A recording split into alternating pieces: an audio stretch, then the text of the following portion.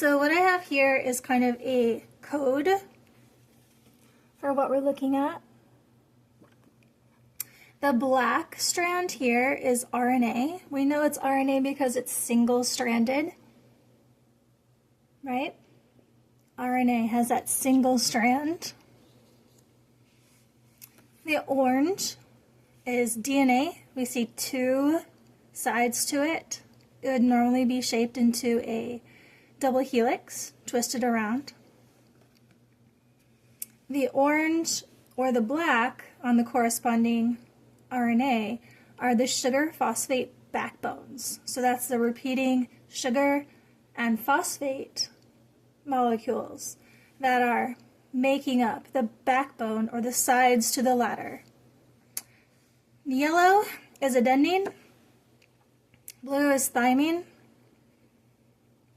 white is cytosine, brown is guanine, and pink is uracil.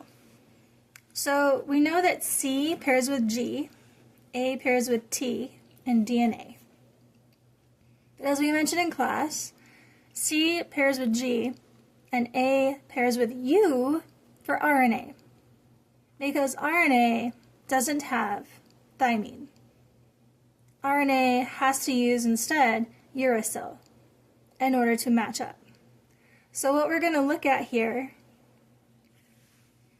briefly is what would be the process of getting DNA outside of the nucleus. So pretend like this whole area is the nucleus, okay? And you have to get out of the nucleus in order to carry your DNA code to another location. So to do so, you have your DNA strand, double-stranded, right? These base pairs, which are inside the ladder, are paired together because they must be in order for DNA to have the ability to hydrogen bond between them. Part of the reason for that is because adenine pairing with thymine will have two hydrogen bonds between them. So the hydrogen bonds are right between the bases here. Whereas cytosine and guanine here in DNA, they would have three hydrogen bonds between them. So the bases have a different number of hydrogen bonds between them actually. So let's say we're going to take an enzyme and unzip this DNA from itself. We have to unzip and open the DNA so that mRNA can come in and make a copy. So here we are.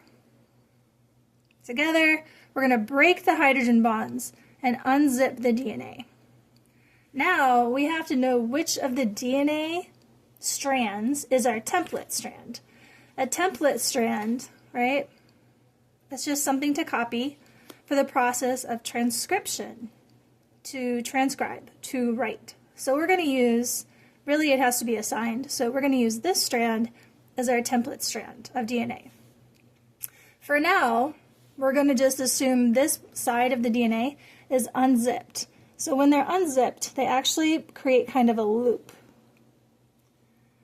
They're still connected on the very ends. Like if we were to look this way, the DNAs would still be connected, right? The DNA strands would still be connected. Same on this side. So just imagine that we like open up a loop here. Why? Because we want mRNA to be able to scooch in and make a copy. So like this, using this template strand, we're not really worried about this side, okay? We're only worried about what the bases are on this side so we can make a copy of this side and take it outside of the nucleus. So mRNA kind of scoots in here like so, okay? And as it's scooting in, it's going to be driven in a 5 to 3 direction. You don't have to know that for this class, okay? But there is directionality in creating a strand of mRNA from DNA. So if it's unzipped, mRNA is not going to come in and try to match. It doesn't want to match the opposite base pair. It wants to match the exact base that's on the template strand. It's not trying to do the opposite of that. So what we see is that mRNA is going to take this first base and make a copy. So we're going to have cytosine. mRNA is going to be like, okay, I'm going to put a cytosine right here. The next one, though, is thymine. And thymine is only in DNA. It's not in RNA. So instead of using thymine, now we're going to use uracil. But then we go down to the next one, which is adenine. Now this one is in mRNA, so we can just make an exact copy. We go down again, we see another thymine, so we can't use the thymine because it's not with mRNA. So instead, we use uracil.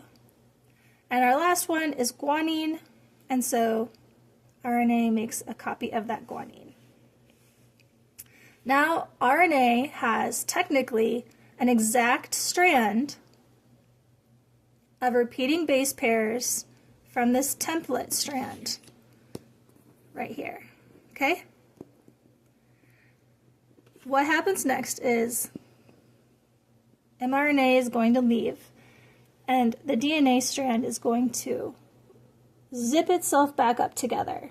Base pairs matching again, okay? And then reform the double helix. What happens with mRNA, M being the messenger part of RNA, is it's going to take this message, this is the code that we need from the DNA to the RNA to go outside of the nucleus to enter the cytosol and find a way to make a protein. Remember, we talked about how it has to go out of the nucleus into the cytosol to make a protein. It does this with other types of RNA. We're not going to worry about that for this clip, but it's going to leave the nucleus, go out into the cytosol, and the DNA, our template strand, remains in the nucleus, having sent its code out elsewhere.